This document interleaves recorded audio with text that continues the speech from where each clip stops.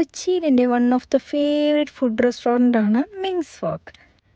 They have lot of Chinese must-try dishes available there. Also good dining space. First തന്നെ താലുമൻ chicken സൂപ്പാണ് ഞാൻ try ചെയ്തത്. Taste was yummy. Then next one is Ming's special chicken fried rice.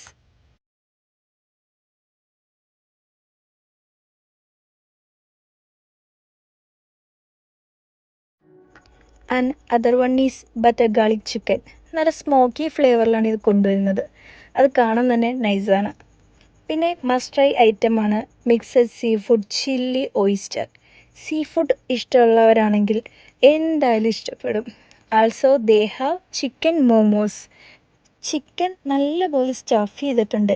ഈ ഒരു price റേഞ്ചിൽ definitely ഇത് വേർത്താണ്.